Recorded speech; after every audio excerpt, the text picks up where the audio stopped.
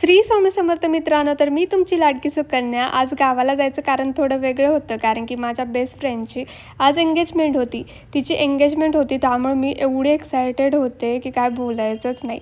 तिच्यासाठी छान असा बुके घेतला आणि हॉलवरती पोचलो. मॅडमचा 2-3 दिवस कॉल चालू होता की तू लवकर आली पाहिजेस हॉलवरती, त्यामुळे मी पहाटेचेच हॉलमध्ये जाऊन बसली आहे, जेव्हा कोण आलंसुद्धा नव्हतं.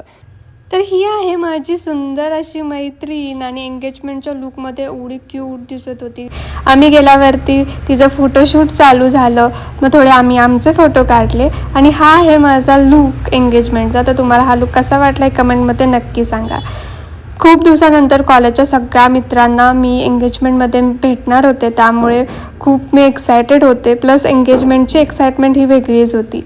तेवढ्यात आमचे जीजू आले आणि कपल्सचं असं सुंदर असं फोटोशूट चालू झालं आणि हे जे फोटोग्राफर आहेत ते त्यांना पोज सांगत होते. फोटोशूट झाल्यानंतर हा आहे तिचा एंगेजमेंटचा फायनल लूक.